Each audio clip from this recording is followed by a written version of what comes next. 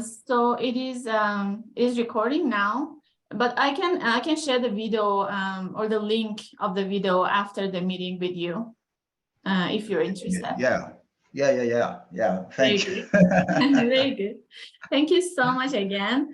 So as you may know, this interview is about a study on portfolio entrepreneurship or portfolio career, something that we call small bets now in our community. So I am interested in understanding an emerging phenomenon in the entrepreneurship world with new approaches into portfolio entrepreneurship and portfolio careers enabled by digital technology. So I'm kind of trying to make a theory around this new career path among entrepreneurs.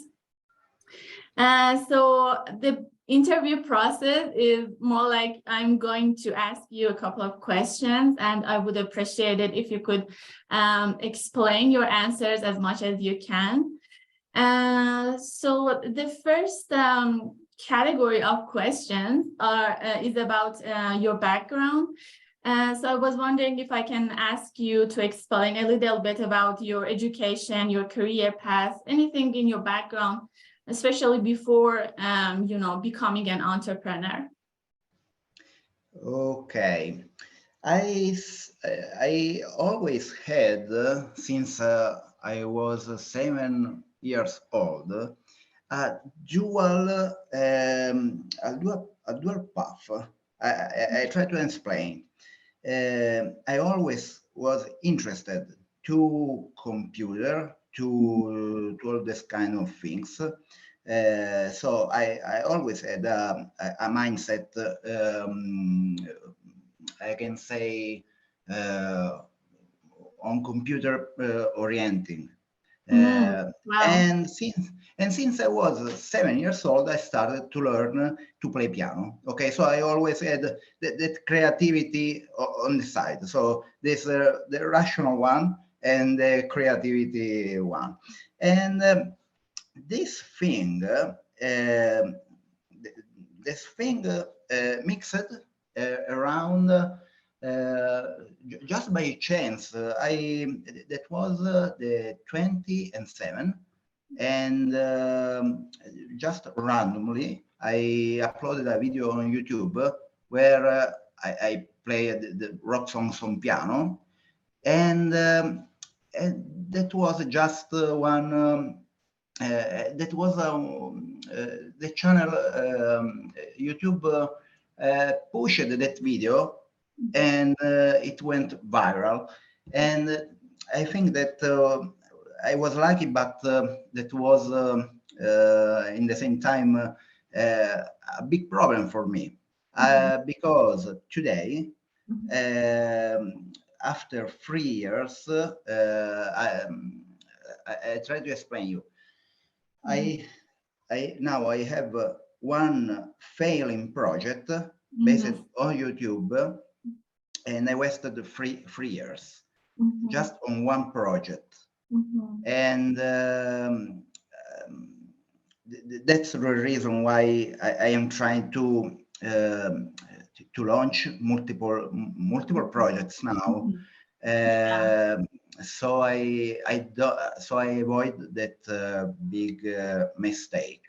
I was lucky on the 20 and 7, and the project on YouTube was good for some years, and after the things changed, because I had I moved from I am from Sicily. I moved from Sicily to Milan for work, and that YouTube channel was abandoned, and the engagement decreased to 0. So so that was the start of my journey to try more parallel things altogether. Very good. Very great insight, because that makes sense. You don't want to put all your eggs into just one basket. And so you're trying to avoid more failures, and that's very reasonable.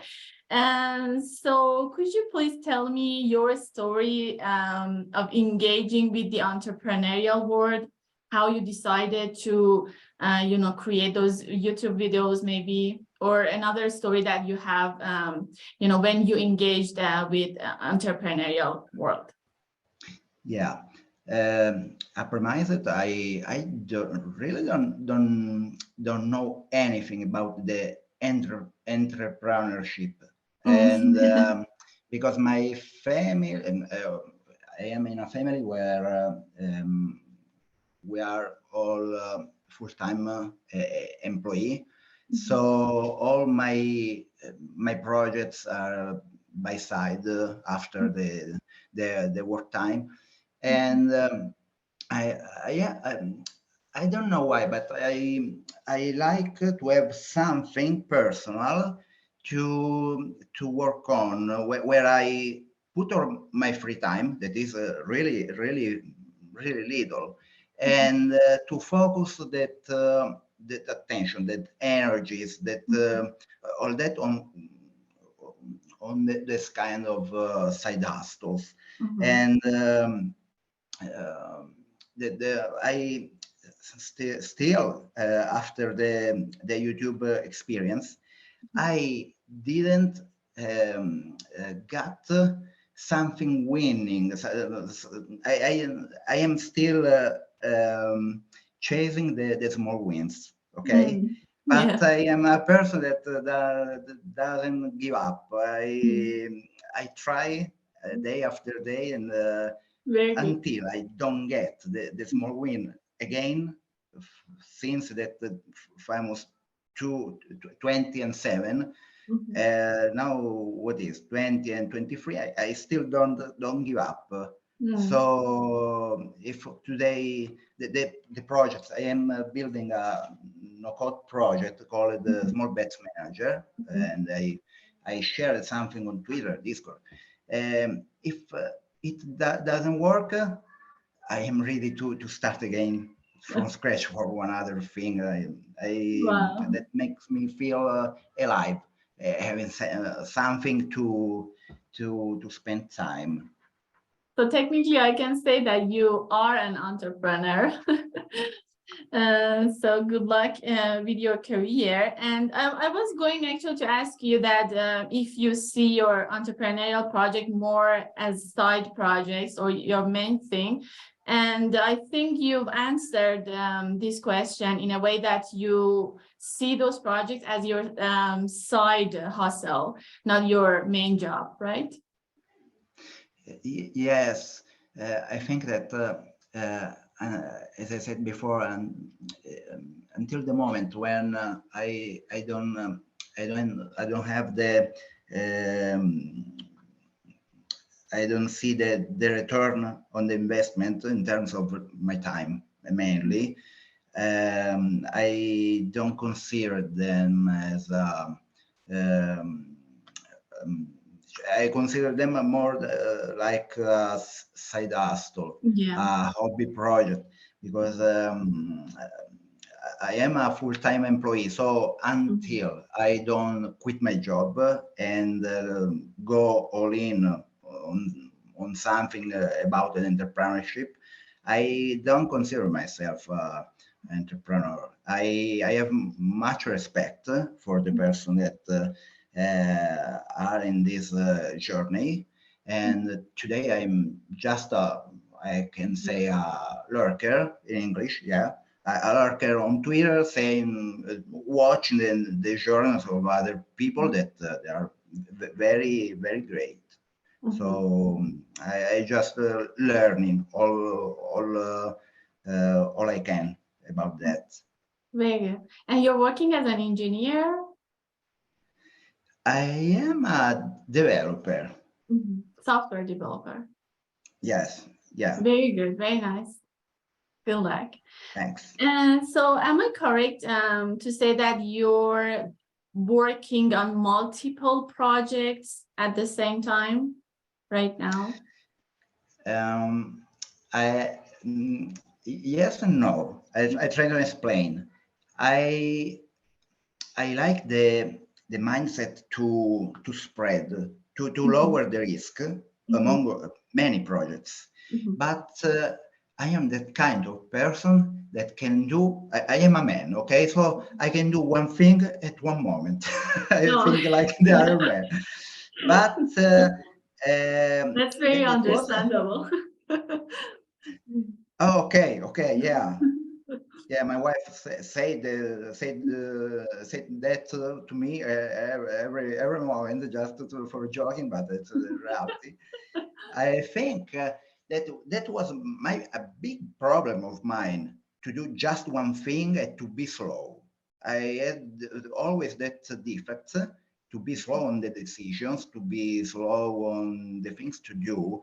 This this changed after my failure that I was talking about before, and I tend to take the decisions quickly, and I hope to, if these decisions should fail, I hope to fail fast, because I don't want to waste time, not anymore.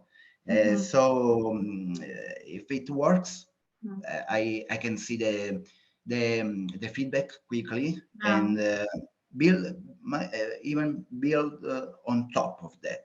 Else I quit everything as soon as I can. So you're kind of saying that you're managing your portfolio of your small bets on a weekly basis, right? Hmm. That depends. I am trying to work on this thing. Just an example. I attended the no code MVP bootcamp in the last month. So I um, I had an MVP day where I showed my MVP, and I built it in around 30 days. Now I know that I should ship quickly. For example, I would like to launch on Product Hunt, or to open the project to a small circle of persons for the beta testing. But I am tending now, and that's I think a mistake. I tend to have it perfect, to add new features, and I should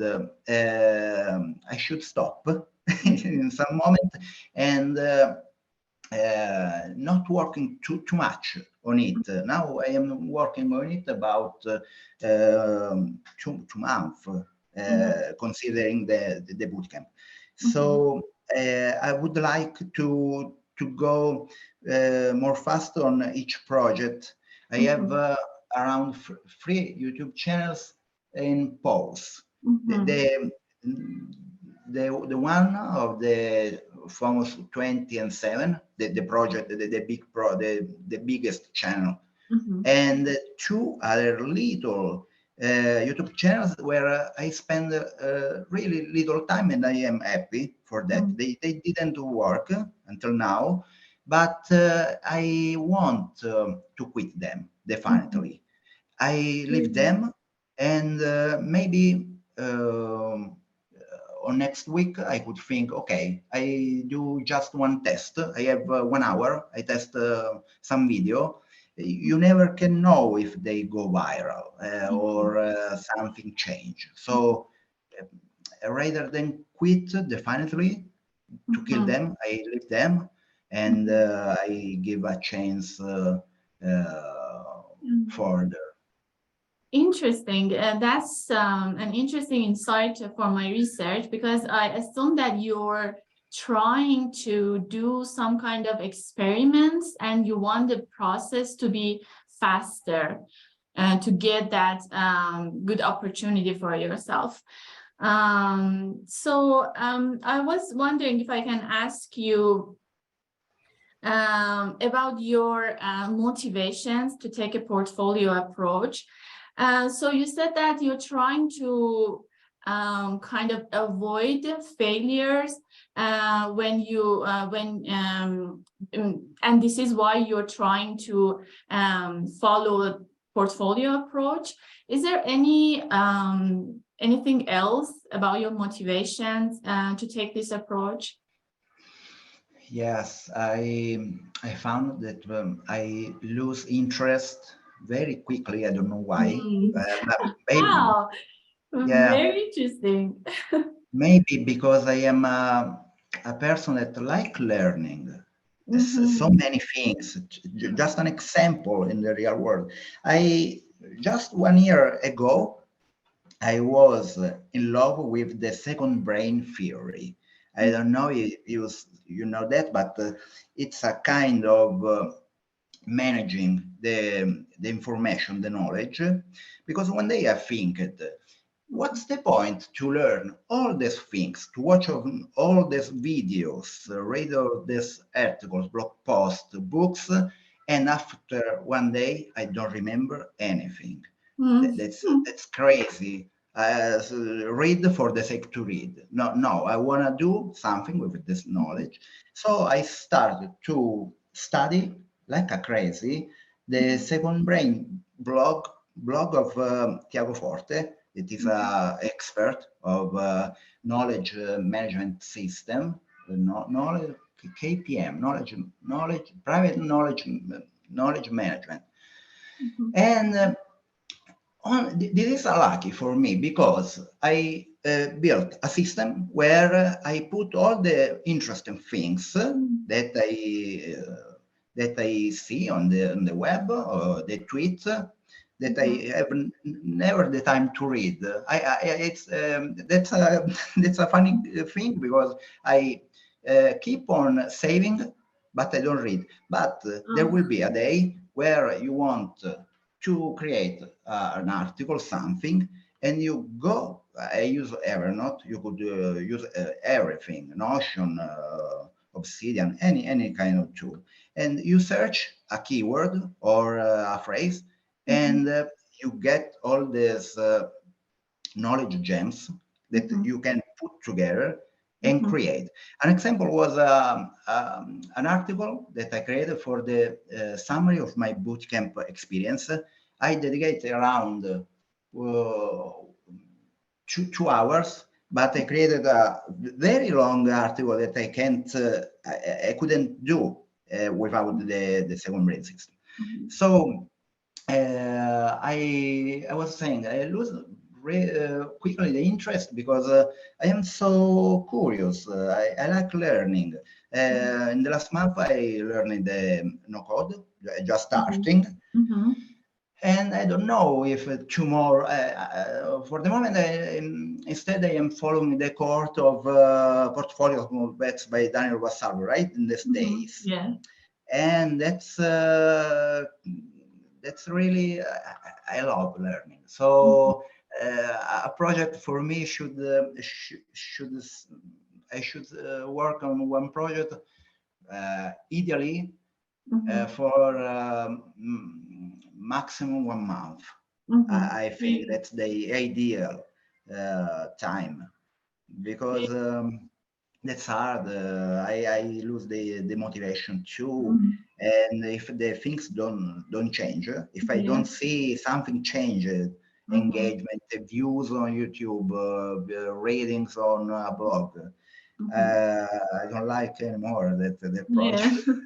Yeah, very good. Actually, these points that you've mentioned, like losing interest and trying to learn more, are very great insights, I think, and very fruitful in my research. Thank you for sharing those. And as the next question, could you please tell me what types of business opportunities are appealing to you? And how many opportunities do you prefer to work on simultaneously? By simultaneously, I mean how many projects do you want to include in your portfolio? Okay, interesting. I was thinking about that right the other day because I was asking myself which kind of projects I want to include right in the portfolio that I'm building. I like the automated things. I am honest. I am not objective because I am a developer. So the automated things really like me. Um,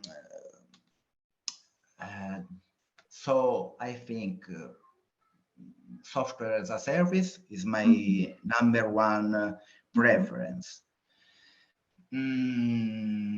I don't like, but that's a personal thing. The affiliation kind of business. I don't see a really a value for me. For me, it's important not just the numbers. I am more interested to give value to the person. I like something that give makes your life better. A software can do that. I don't like, for example, one other things, the kind of network marketing.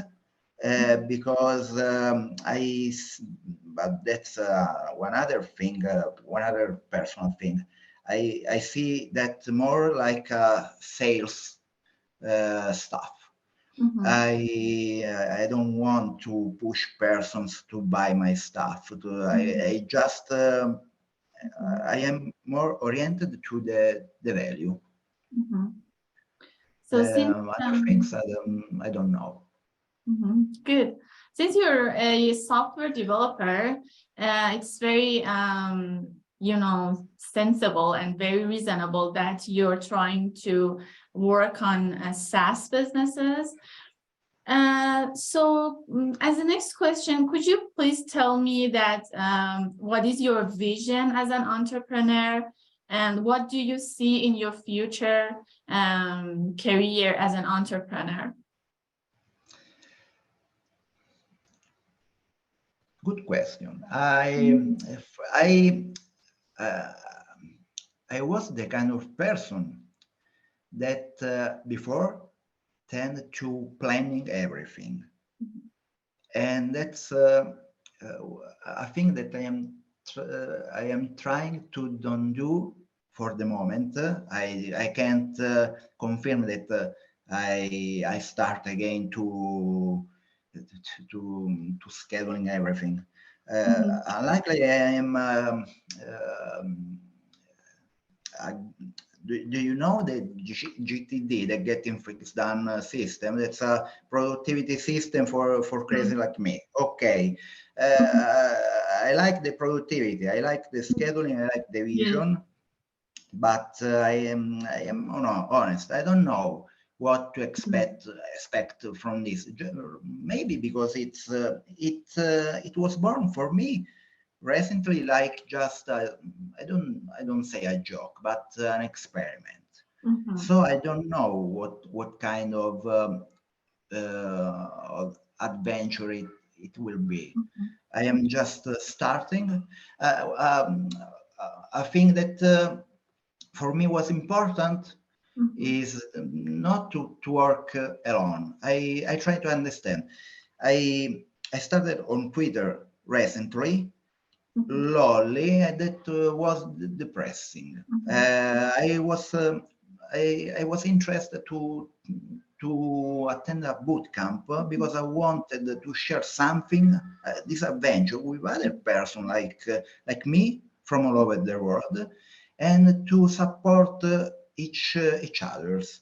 So that was for me interesting, but I don't know where this path, this kind of journey will go on, and I tend to don't have a vision for the moment. Very Maybe it's a mistake, but I don't know. I hope you will be so successful in your career. So can I ask you about your plan for your day job? I mean, are you planning to leave your job to pursue this career? Once, yes, years ago, that was my goal maybe, but for the moment, no. It's something that I am putting side by side or together these things. Um, because maybe because I was younger years ago and I was more crazy, and I think twice to quit to leave my current job without having nothing on the end. I did this twice. It was something that I don't want to repeat again. So my little portfolio is just an experiment for the moment, and until I don't see the clear signals that the things are working, that's something that I don't have even into my mind to leave to leave my job. Yeah, very good. And very understandable. Thank you so much for sharing your insights and sharing this information. So let's talk about a little about the tools and resources that you are using in your projects. So could you please tell me what types of tools are you using in your project, especially what kind of softwares, applications, and digital technologies that you're working with right now? Okay, that's one of my favorite questions. Thank you for that, because as I said before, I am a productivity geek, and I tend to use those tools that make you save time. An example that's something that had a big impact on my YouTube channel, the time that I was spending on my YouTube channel. I tried to track my time. That's a thing for crazy people. I am one of those. I am honest. I tracked the time that I was spending to create one video, and the data said me that I was spending around 10 hours from the idea to the final video. The problem, the part where I was spending all of the time was the video editing. I struggled with the video editing. My final solution was to use OBS. It's a software where you record yourself and you do the editing in lifetime. You don't have edit after the production.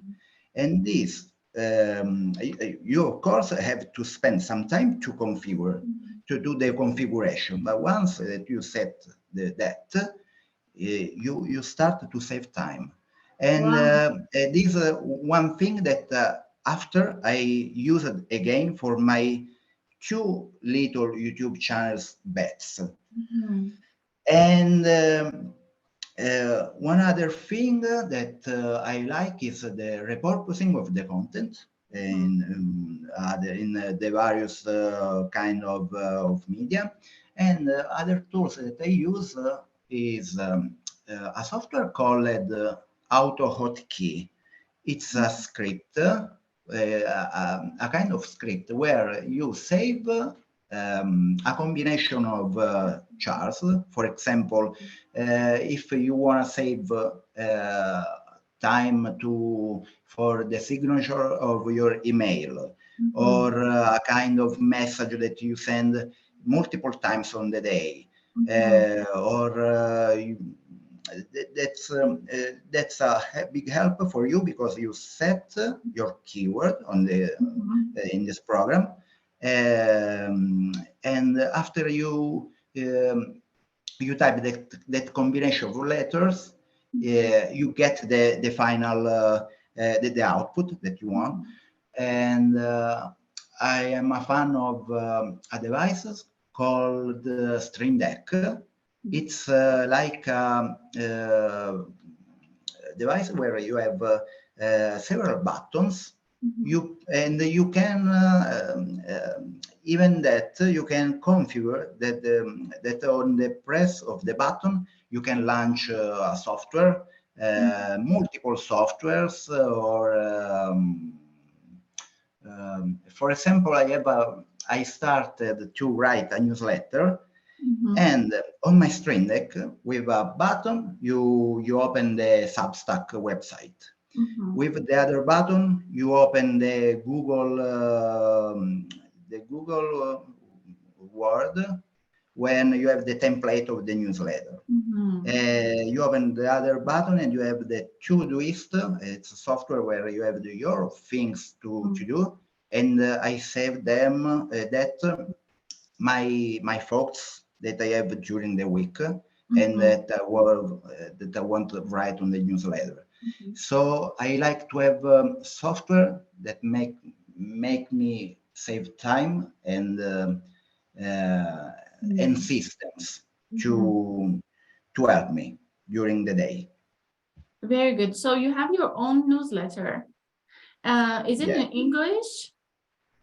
Yes, because my failing project was in Italian. And I had a bad experience. I mean that I don't know if it's some people think that when you are a creator, you do the things for free. And that's a big problem. And I received a lot of I had I like the info products too, like type of business. And I had info product about the piano playing in Italian, and there were a few people asking for to have my product for free. That's an annoying thing for me. I mean, I have so little time and you have things for free. No, it doesn't work in this way. So I decided I did one other crazy thing. I stopped everything. The project, I killed the project. I said myself, okay, now I stop to have a project in Italian. I start to talk with the people, with all the other world, with the English people. The only problem is that was that I didn't speak in English. Okay, so that's the reason why I have a real-time translator, because I try to express myself, but I have problems to learn to understand the spoken English. I need a bit of training. So I always, during the day, when I have a free time, I always listen English podcast to train myself. Yeah, of course. I think your English is very well. Yeah. Oh, great, great. Thank you. Thank you. And could you please tell me that if there have been any tools that really empowered you to do things you didn't think you could do before?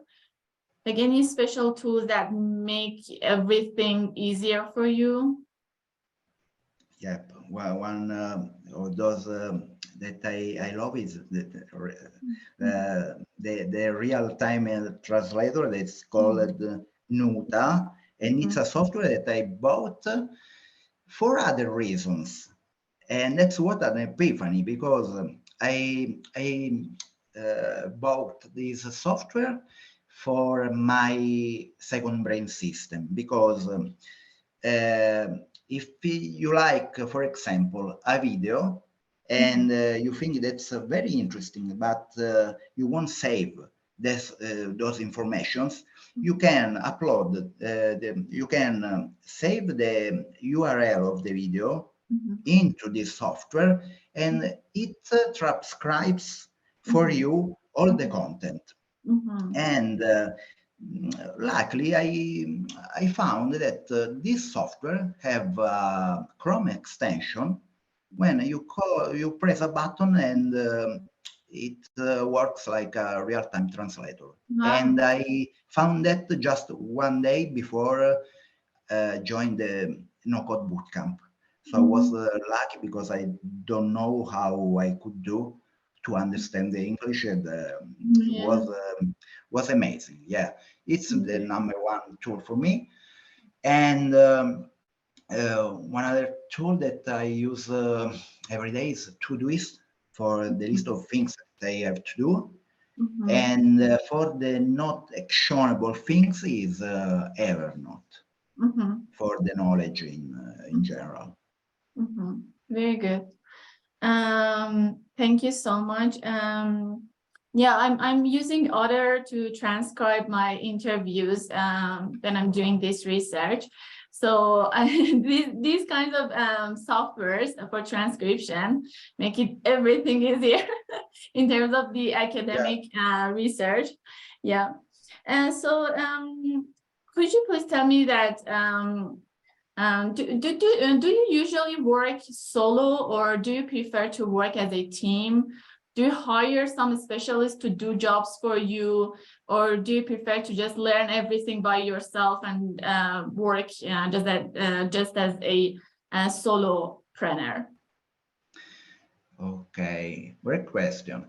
In my daily job, I like so much to work in team, but when I have the hat of the full-time job, okay? For my things, I love, like Daniel Vassallo say, to be to not to depend from other people, because like he say, I could lose interest in any time, in every moment. I don't want to waste time of the other person. So for me, it's one of those great things that I learn from Daniel now, and I agree 100% with the vision. And I tried just once to delegate my work. For one other project where I recorded years ago piano tutorials of popular songs on YouTube, and I tried to delegate on a marketplace the video editing, because it was the most tricky work of the process, and that was hard to find some people doing the things in the high quality that I desired. So I tested to some person, and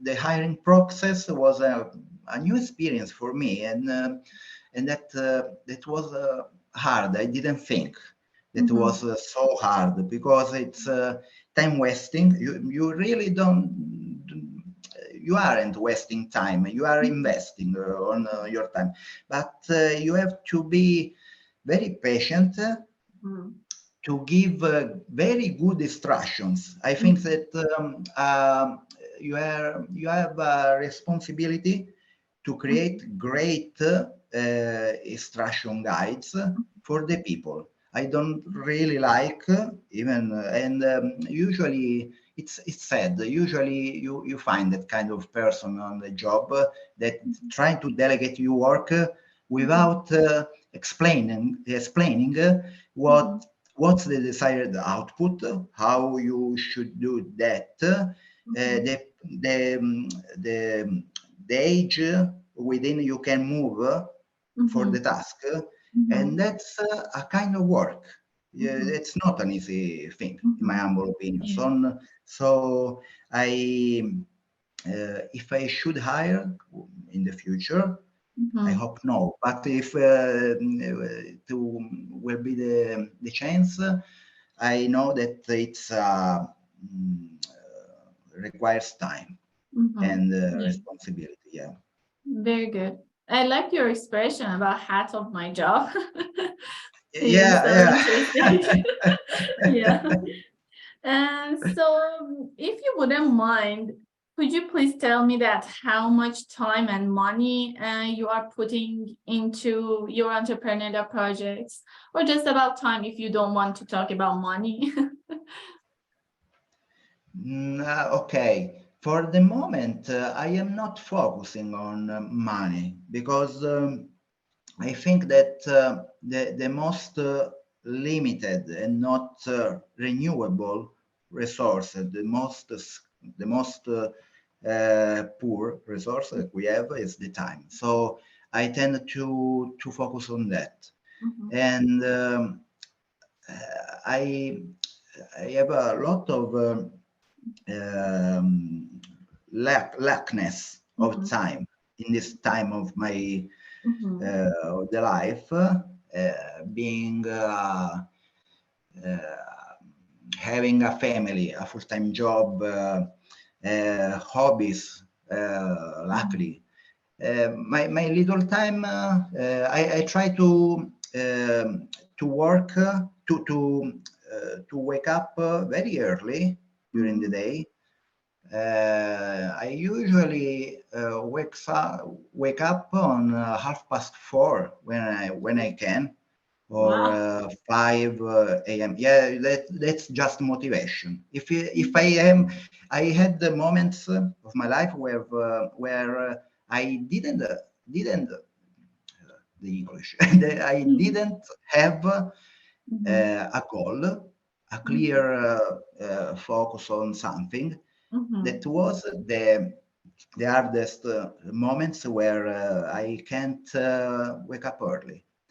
So if I do something stressing, like for me, the no-code bootcamp was something very stressful because there was everyday assignments, things to do, demo to prepare, a software to build, but that was exciting. And I waked up from the bed instantly. It was a no-brainer. I didn't think about that. The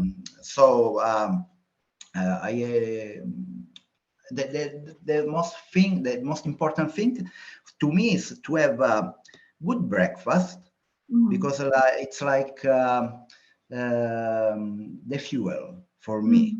If I don't have breakfast, I am angry. I can't work. I can't do anything. So that's the Yeah. most important thing for me. And once that I had that, I go to my to my projects. And the one other important thing is not open the damn Gmail. That I do that, but after on the 8 o'clock, not before. It's a trap. It's a problem. Yeah, not email, not social, nothing. Just your things to do that have a big impact on your life. What don't have impact, I don't do early. I mean, that's my gold moment of the day. Very interesting. Very interesting. Thank you so much for sharing that. I really appreciate your good explanation for each question. And I hope I didn't make you tired so far. So let's talk about a little bit about your portfolio. After that, we're gonna wrap up the interview, so I wouldn't make you more tired. So could you please tell me that do you have any special strategy for your decision-making process when you want to choose those opportunities to include your in your portfolio? And do you think about how those projects relate to each other? Is it a factor that you consider when you're deciding on those opportunities? Okay, that's another very interesting question, because that's the stuff that I'm trying to develop. I am in love with the idea to develop a framework to decide which are the problems worth to be solved. And the time is so little that you can't do the bad thing, the wrong things. So in this moment, I really resonate with the Daniel's criteria of his course, and I like very much his idea about the generator opportunities. He explains that he likes so much to use Twitter as a way to expose himself to the randomness, to the opportunities.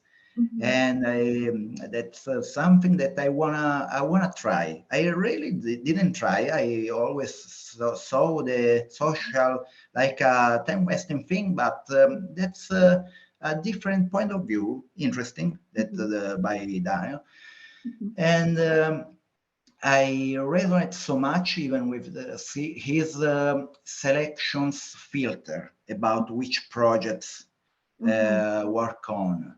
I like so much the idea to do the things fast, maximum within a month, and like I said before, to do the things slowly, because if you trying to do things with a team, with other persons, maybe it's too big to start that project. That makes sense.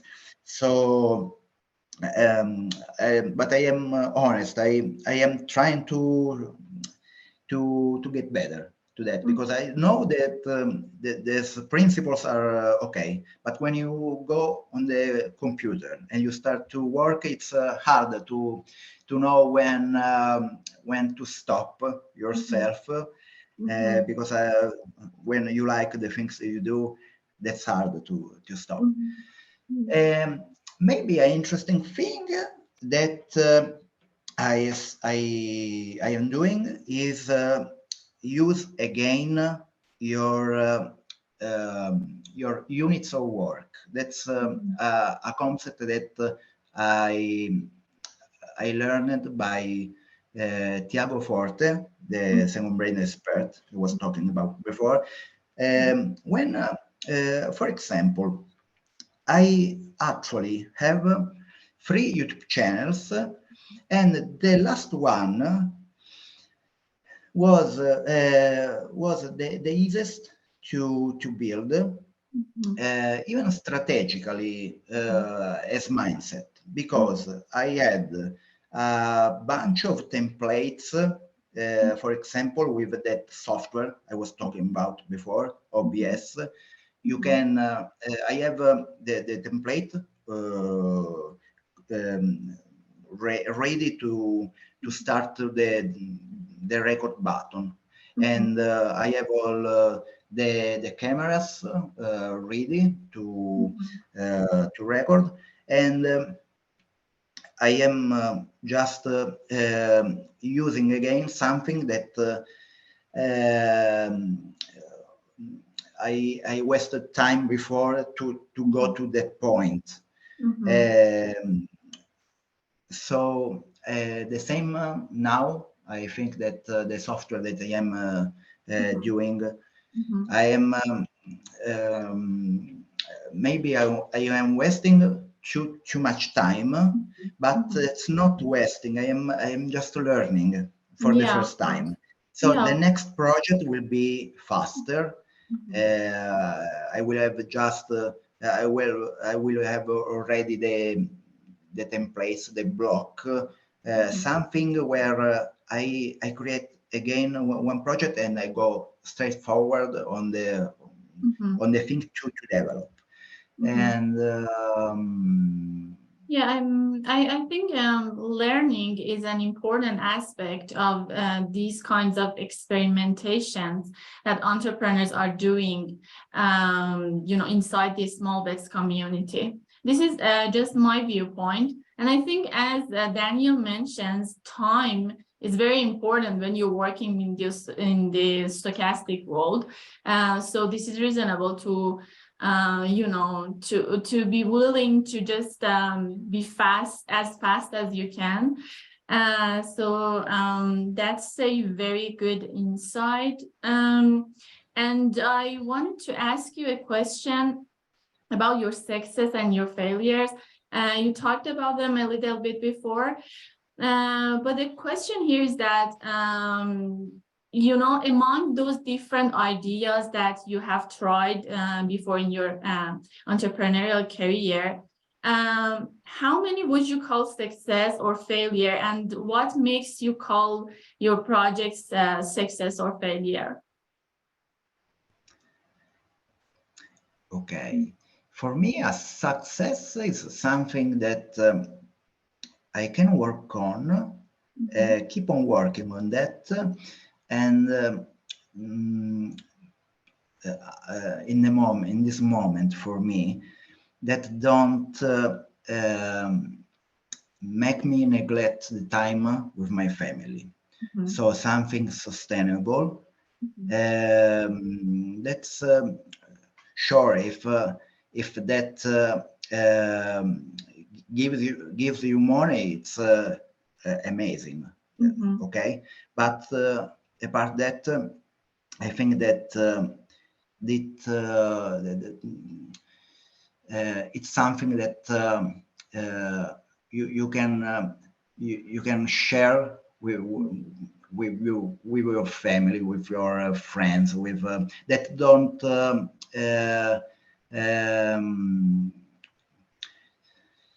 I don't know how to explain. That's something that you can that fits well with the other parts of your life. I mean, I could be that's just my idea. I could be the richest man of the world, but I could be sad, I could be depressed because I just have that project, but the rest of my life is there isn't. So that's important for me in this moment of my life. Failing projects today, I could say that I don't call if a project don't work, it's a failure, okay? But I don't call it a failure because, like Tony Robbins says, I think that he say no failure, but it's called feedback. That's just feedback, not failure. So one other thing that by Tony Robbins that I like is that if you can't, then you must. And I remember this thing when I subscribed to the bootcamp 1 month ago, and I said, okay, I don't know English, I don't know anything about no code, I don't know. Okay, then I must. I have to do, because when I expose myself to, I push on the out of my comfort zone, you can just get better, not worse. That's just my idea. And for the moment, it's my vision about failure and success. Yeah, good. I also believe that trying things even when you're gonna fail is better than doing nothing. So at least you're gonna learn something. are you familiar with the concept called pivot? So because I was going to ask you about your pivot strategies. So when do you usually pivot or give up on your projects and try to, start another one? Yeah, I learned the term pivot in English, pivot, okay. Yeah.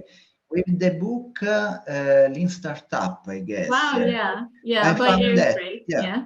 Yeah, right. And I tried to this concept with my last YouTube channel. I have this channel called Mystery Pianist. I tried this because the main YouTube channel, I have my face.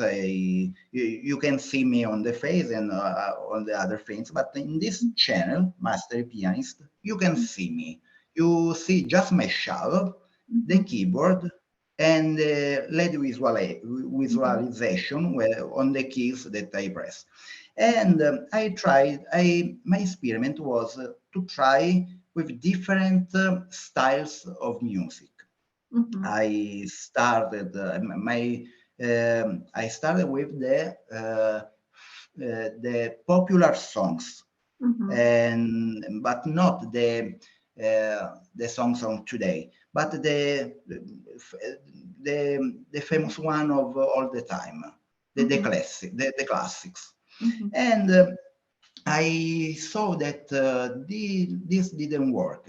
That are videos, and I say, okay, what I can start where I can invest little time, and I started with the short video.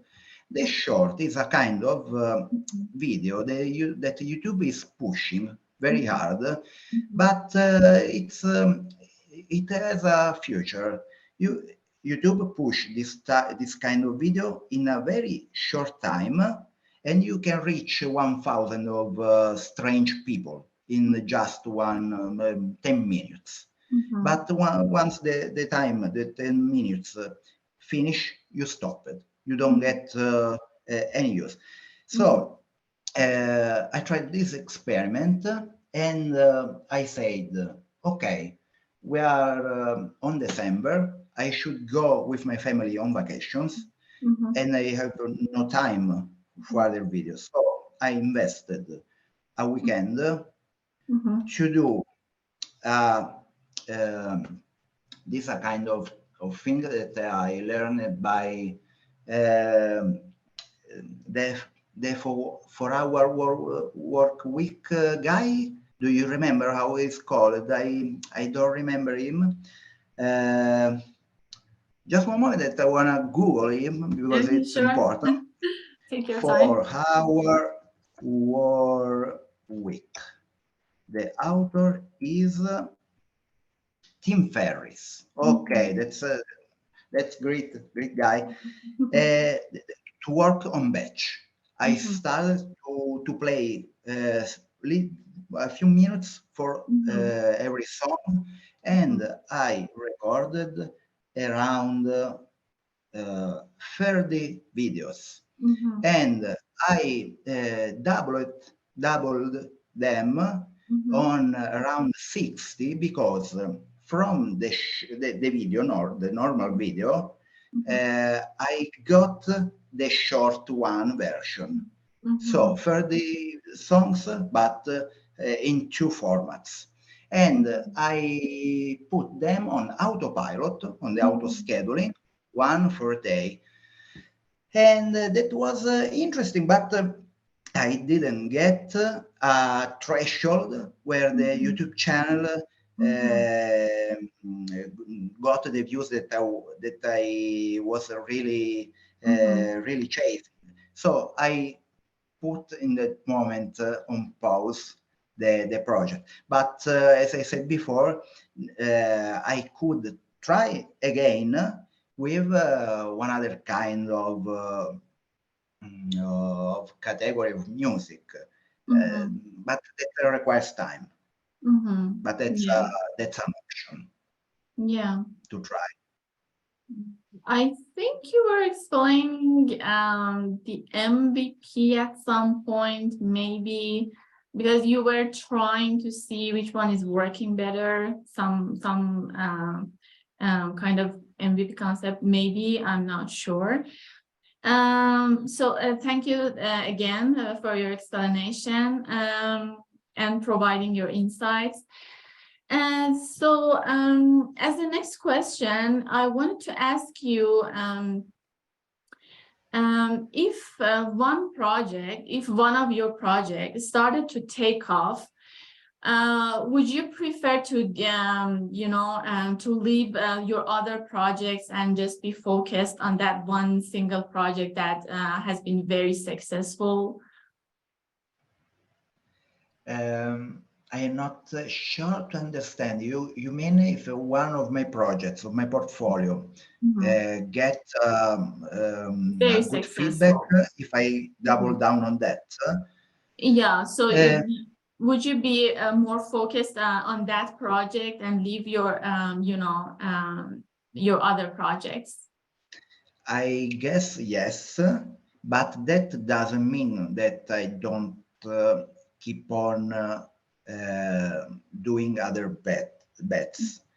I mean, Daniel himself showed the example of Peter Levels, that is amazing guy. Yeah. He is this guy launched more than 70 projects. That's insane in life, and had two big wins, two big projects nowadays. But he didn't stop. Recently, he launched a good number of AI projects, and that was really interesting. And I like very much that kind of vision. I mean, don't stop on something winning today, but having always being open to the opportunities that you can get, because you can never know if tomorrow your project doesn't work anymore. I mean, maybe you are ranked on Google first position. Tomorrow the rules change, and you are off. You finish, and that's not a good thing. Interesting. Yeah. Interesting. You're making this point that something that is successful now is not guaranteed to be successful tomorrow. So that's not reasonable to give up on your portfolio career. Very interesting. Thank you. So I'm just gonna ask you two more questions. One question about your risk management approach. So do you have any special strategies to manage the risk of your portfolio? Okay, maybe I am the worst person to ask to, because as I said before, I invested all of my energies in the 3 years ago on that thing that didn't work, and I had no risk management, and that's something that hard today. I know that the past is great because it's past, okay, but that that good to learn, yeah. And today I I I don't know if I am applying some strategy. I didn't think about that. If I just think that I just resonate with the fact that having many things can help you with lowering the risk. But other strategies, I am honest. Actually I didn't think, maybe because I am still chasing the big one project working. maybe when I will be at that stage, they will be the next step to think about those things. For the moment, I am just building, putting out of my brain the ideas to the real world.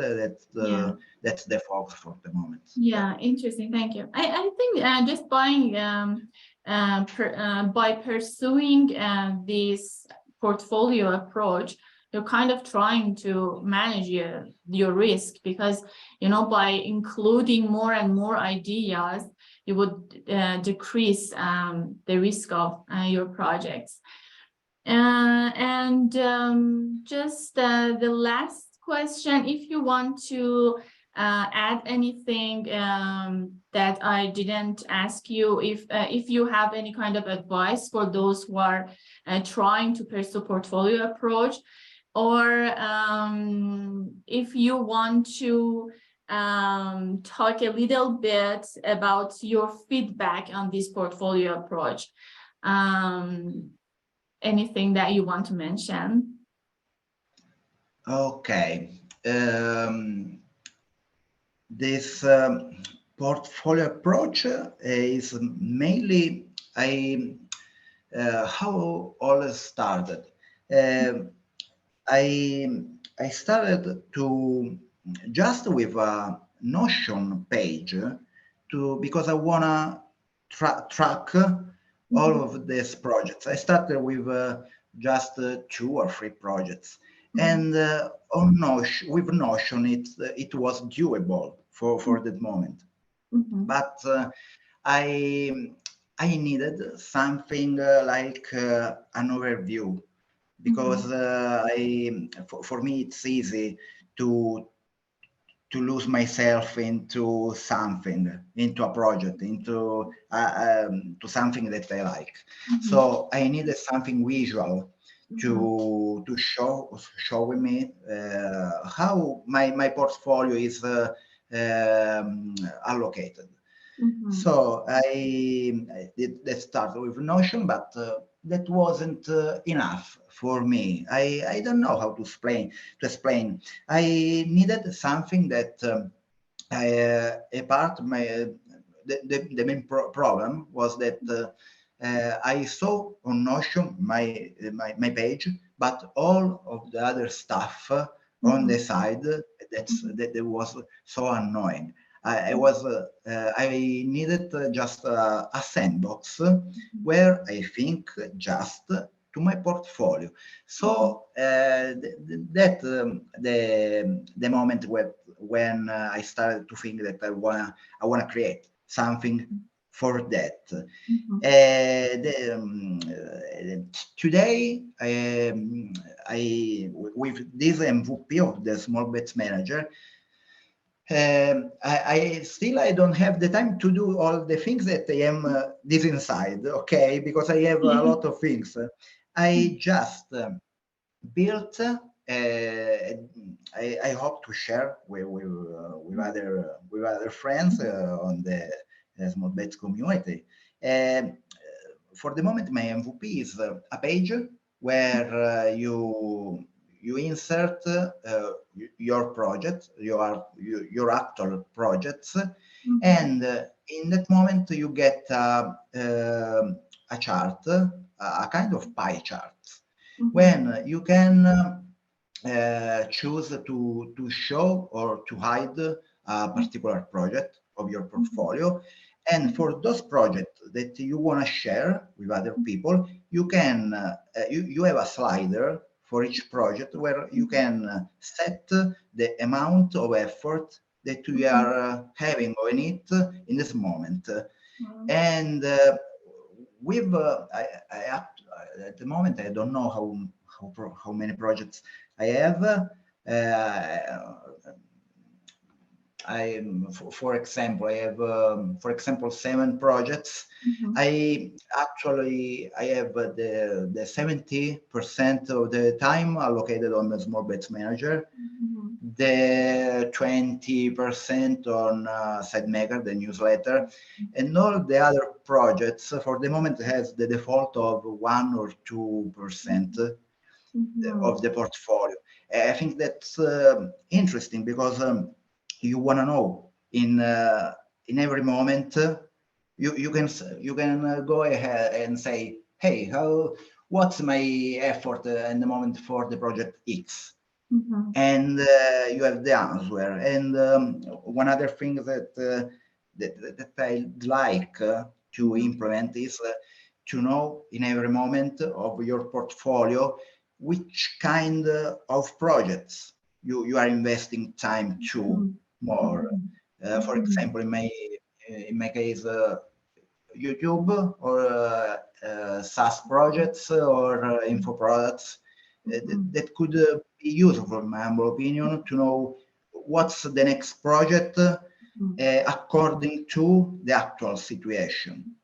That's just an idea for the moment. I need feedback, of course. I don't know if it's bullshit or not, but I think that it could have sense. That's my next future.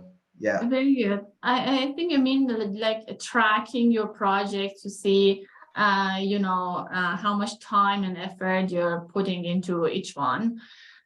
So that's very understandable. Thank you so much. We kind of exceeded the time. I'm so sorry for that. And I really appreciate your time and your help. I cannot put into words how grateful I am for your time and your explanation. So I'm not a native English speaker. I know that how hard it could be for you to just explain and express your insights in English. And I really appreciate your time and your help. You helped me a lot with this research. Thank you so much for that. And so I'm gonna stop.